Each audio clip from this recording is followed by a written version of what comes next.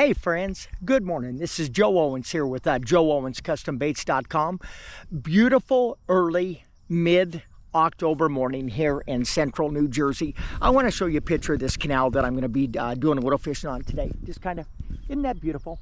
Got a walking trail here. You know, different times of the year I come down here and I like to run, and early in the morning like this, you know, the day's just waking up, starting to break out, a little bit cool. But what I wanted to talk to you about and show you this morning, you know, one of the things that I've heard a lot over the years, and even recently, I've had a couple of people contact me and say, hey, you know, one of the problems that I have is fishing public waters.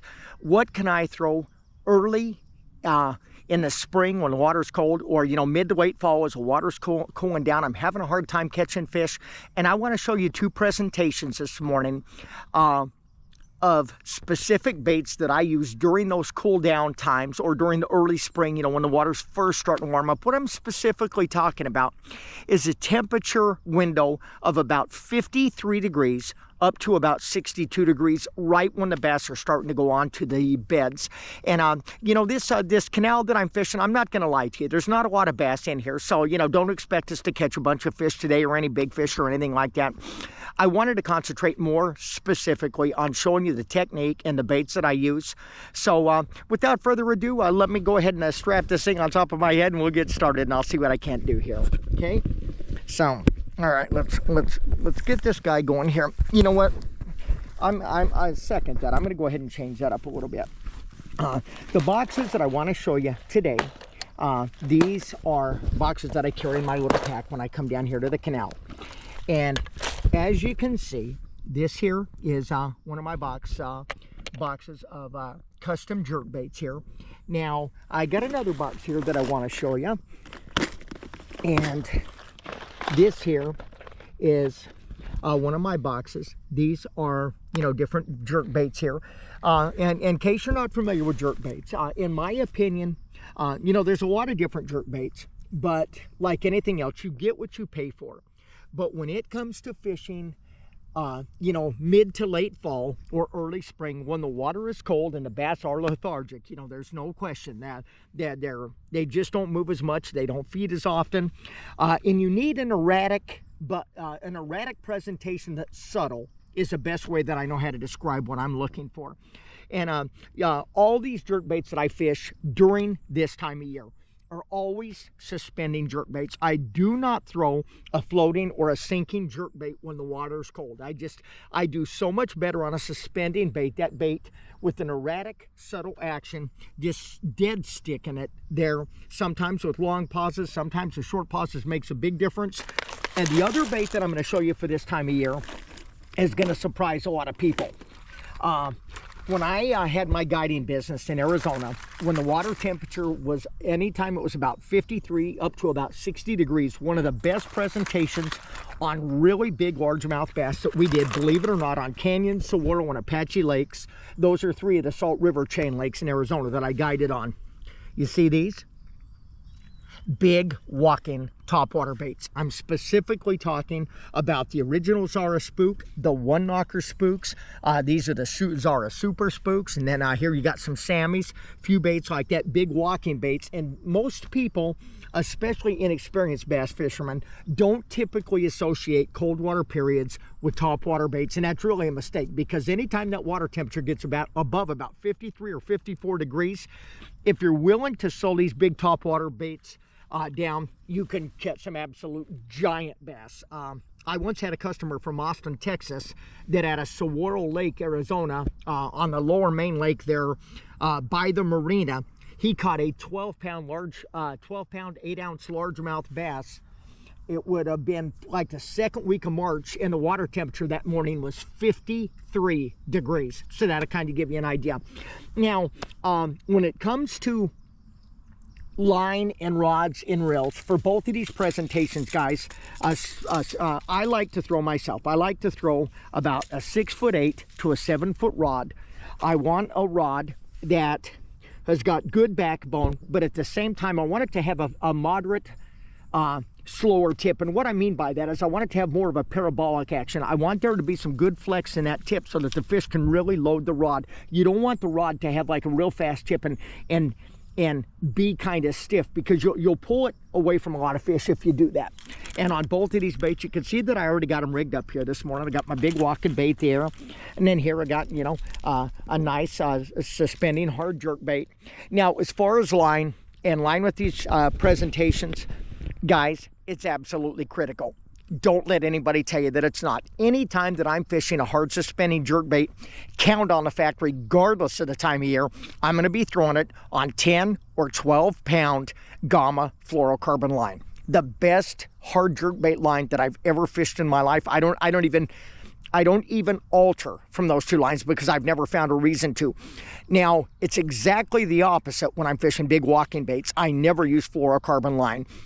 The line that I like to use is a monofilament line, and it's called Suffix.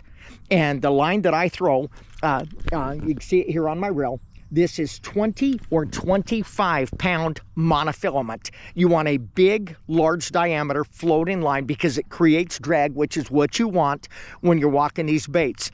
The bigger the monofilament, the more drag it creates, and the easier it is to walk the bait. Now, I'm going to show you a little Joe Owens secret here that I don't share with others, okay? You ready to see this? You're going to think I'm crazy. I'm not crazy. I just know what I'm doing. So watch this. What is this? What is in this tube, Joe? Can you believe that's bowstring wax that you actually put on the string of my hunting bow? Let me show you what I do with it and why I do it. You ready? Okay, here we go.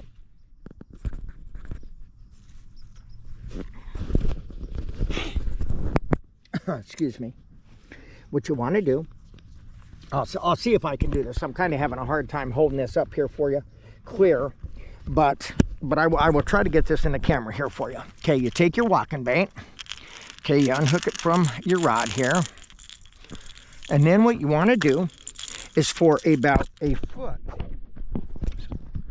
hopefully that's giving you guys a good bird's eye view there, push up your bowstring wax from the bait itself about 18 inches up, really coat that line good. And what this does is it's like putting dry fly wax on a dry fly.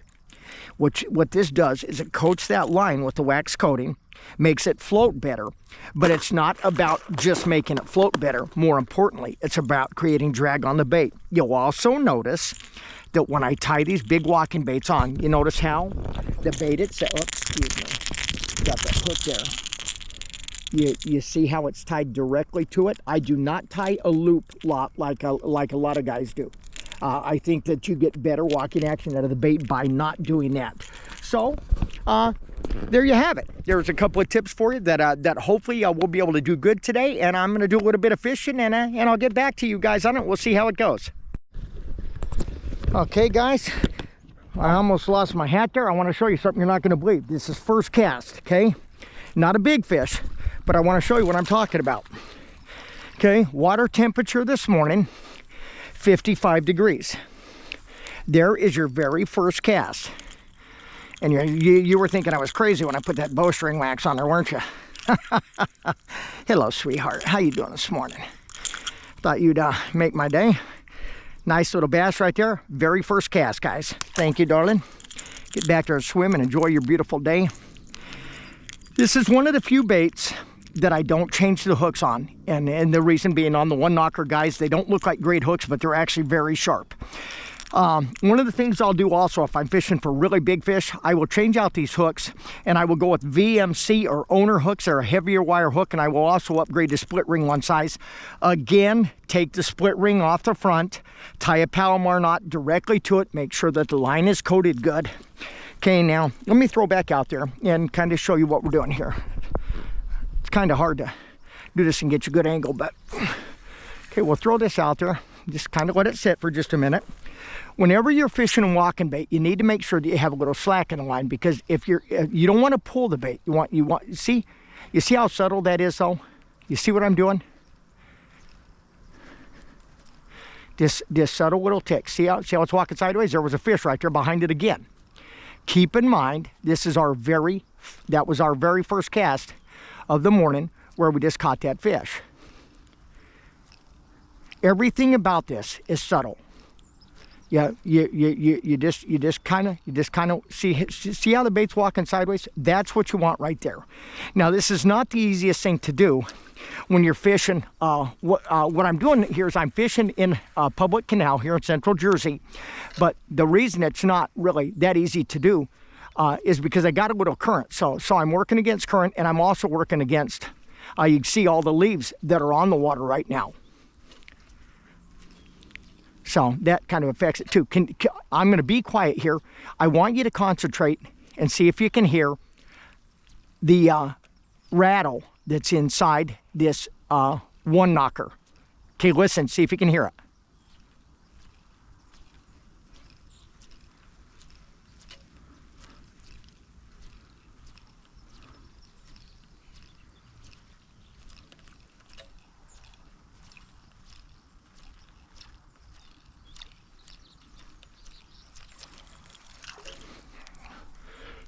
Okay, we'll give it one more cast here, guys, and then we'll walk down a little bit and try it in another area. Don't hesitate to give it a good hard throw out there. And again, this is not a light line presentation. In order to get the proper action out of the bait, you need to throw heavy monofilament on this. I'm throwing, this is a 20-pound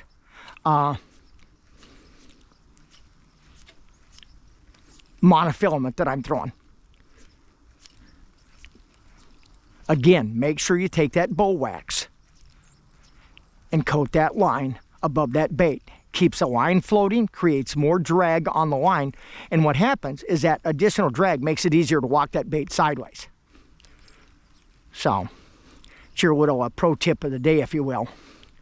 I cannot tell you guys how many times over the years when I had my guiding business that I would take customers out in water temperatures in the mid to high 50s, take customers out, and they looked at you like you were crazy when you started pulling top water baits out of the rod boxes until you started catching some really big fish. Okay, guys, I'm going to go ahead and shut this camera off because we're going to move down here a little bit, and then we'll get back on it, okay?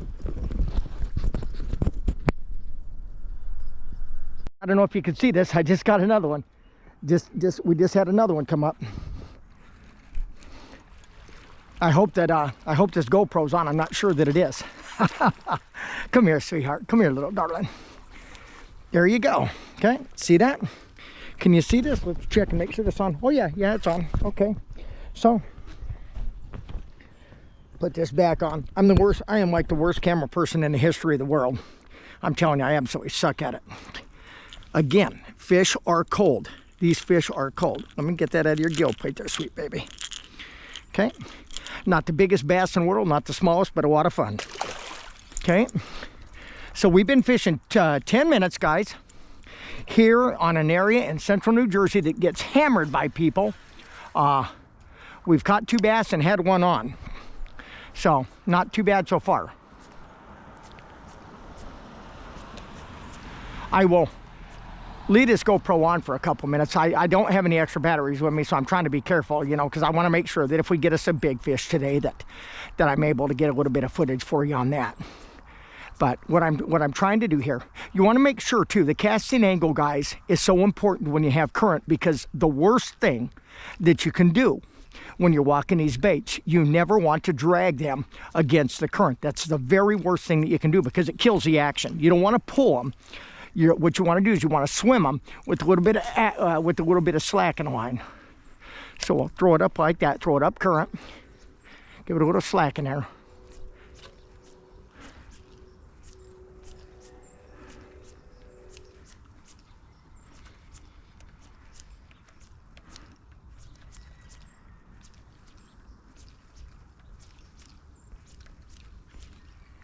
Looks like we got a leaf caught on there. Oh, there it comes loose. Come on, baby, come on. Love to have a 4 or 5 pounder come up and just blast this thing. Show you guys.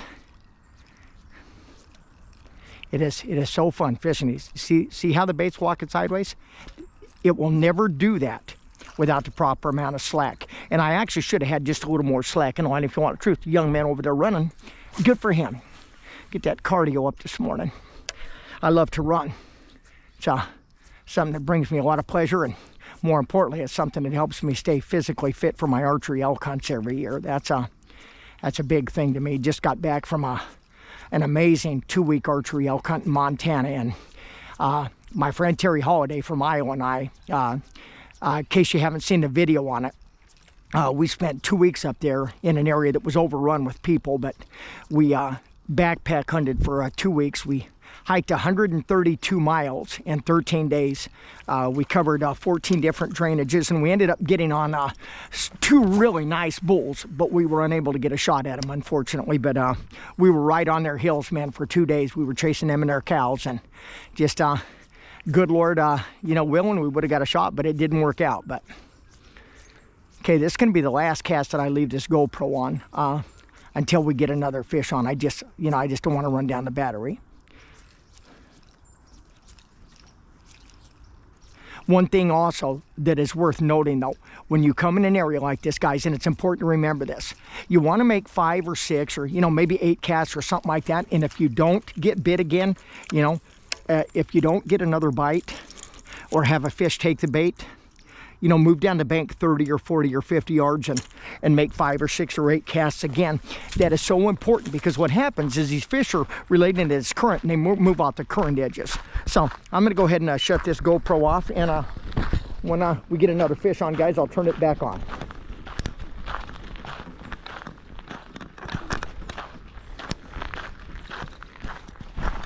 Maybe I'm going to shut it off. I don't know. I can't get it shut off. We just had another one. We just had another one. Oh, that might be a little bit better fish right there. I gotta tell you, this is so fun. I sure love catching these guys. Okay, now here's what I want to show you. See the benefit of that 20-pound line? Just pick them up. Hello, sweetheart. Good morning. Kind of tricked you, didn't we? Boy, you are cold, darling. You are cold. I'm surprised you hit that so hard. Okay, again, no giant fish, but just a beautiful, fun fish. Ooh, there you go. What do you think of that, guys? Let me show you again. 20-pound line. You want to make sure that you coat it with the bowstring wax. You can see the bait right here. Factory 1 knocker tied right to the knot. 20-pound monofilament. Okay, now you're going to think I'm crazy because we just caught that fish, and you're probably thinking, okay, why is he not thrown back out there?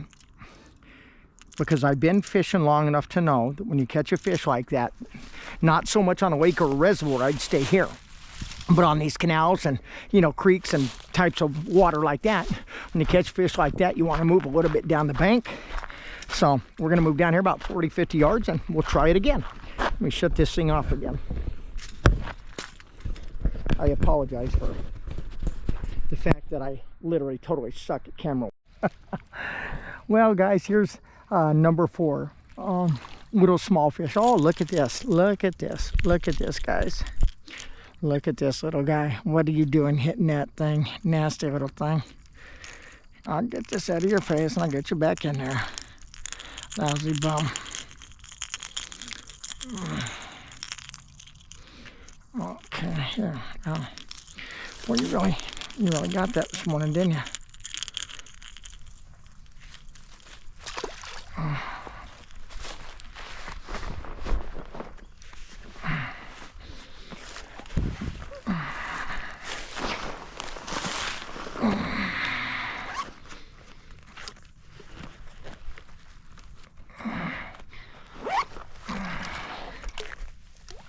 Come here.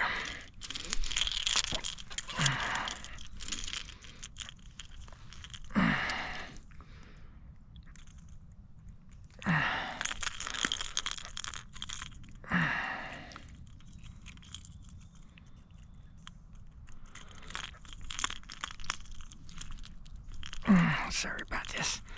Gosh darn it.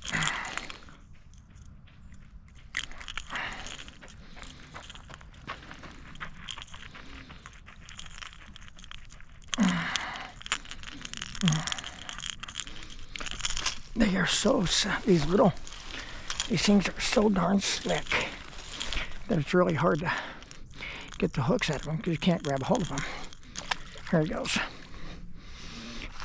And then you get all that nasty junk on your hand. Okay, let me shut this thing off. All right, guys, well, there you see it. That's fish number 4.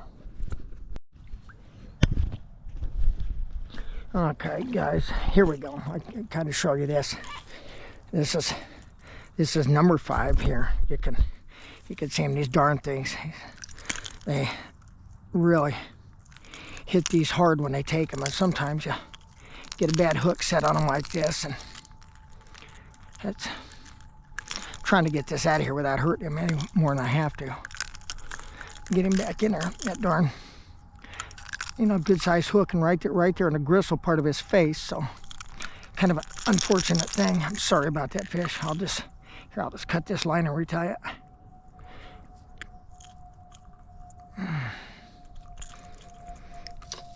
Okay, there you go. I don't know how well you can see that or not. Get out of here, knucklehead. Sorry about that, buddy.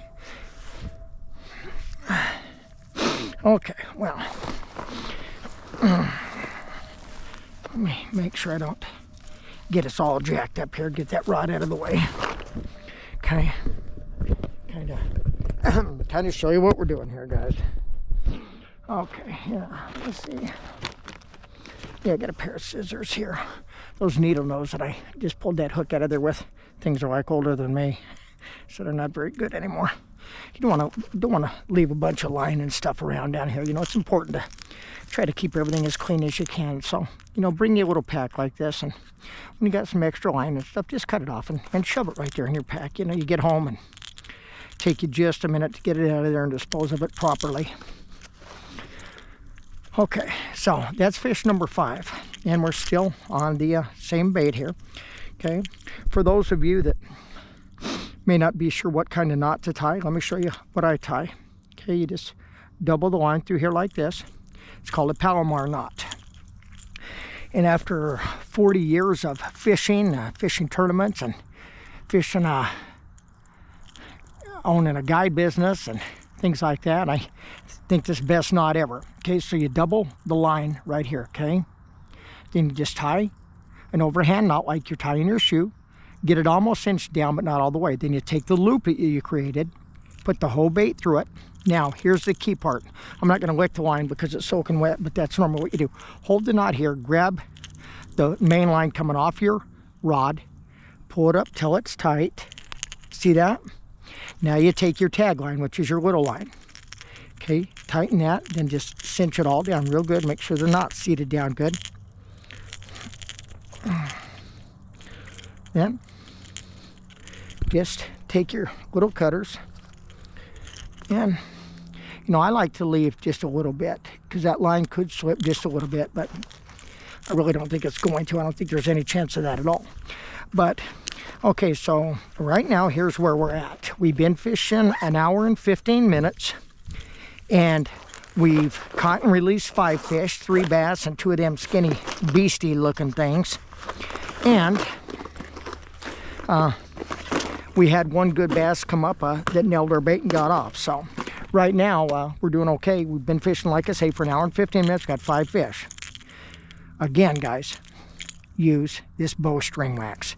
Makes a big difference in the way the bait swims. I coat the line, coat it good and heavy for about 18 inches above that bait. Okay, that's important. That's your pro tip of the day. Don't forget it. Okay, and then just throw your bowstring wax back in here, and let me give you another pro tip of the day. The last thing you want to do is get home, leave that bow wax in that container with those baits, especially if it's warm outside, and then come back in there 2 or 3 weeks later and have some of your baits ruined because they got bowstring wax melted all over in your tackle box. So make sure when you get home that you take it out. If I could give you my personal pro tip of the day, it's, see this? One of my 6 Kuyu backpacks. Fellas, don't leave home without it. These things are worth their weight in gold. I go everywhere with these things. Even to work. I got one that I carry to and from my truck to my mining equipment that I'm operating. All right, okay, so we got them right now. Team Jill 5, Team Fish 1. So that's where we're at right now. I'm going to shut this back off because we're running low on battery, and we'll bring it back up and get another fish on. We got, this is number 6 on here, but it's a small fish. Okay, what do we got? Oh, little bass. Yeah, he's just a little guy. Oh, yeah. It's the most dangerous thing in the world right here. Getting these small fish off this one. They got a big treble like that inside him. So what we're going to do is we're going to pull our backpack off. Here, we'll set him in the water for just a minute. We're going to just take our pack off and do this so I don't ram that treble hook in my finger. That fish is probably thinking, oh great, it's fine to ram it in my mouth, but don't ram it in your finger. Okay, so we'll get our needle nose here. All right. Oh, yeah, okay, you're helping us out here, huh? Thank you. I appreciate that, buddy. And then back hooks in his belly. Okay, so here you go. Number 6, little guy. Thank you, sir. Okay. So, there you have it, folks. We've been fishing an hour and a half, and I was going to say boated 6. We've been fishing for an hour and a half. We've caught and released 6 fish, and had a 7th one on at first light, but that lousy bum didn't want to let us get his picture this morning. So you take what you can get, and you know, beggars can't be choosers. So we're going to get back out there, and I'm going to shut this off and turn it back on when we get another one. Hey guys, Joe Owens here, back with you. We are down here on the canal this morning fishing in central New Jersey. I've been fishing for just over 2 hours, and I just kind of wanted to give you a rundown where we're at. The good, the bad, and the ugly. We've caught and released 7 fish, had 1 fish on that come loose, and I had another fish that hit the bait, missed the bait entirely, and I lost one $15 jerk bait to a tree. So there's the good, the bad, and the ugly. The 2 baits I'm throwing right now, here we go. It's a Lucky Craft hard jerk bait, phenomenal bait. This is a suspending jerk bait with that lot of cloud cover right now, so I went to a little bit flashier bait. And then here we are back here. We got our same 1 knocker on here, and that's just kind of the update there. So I just wanted to give you a heads up, let you know what's going on, and I'll get back to you.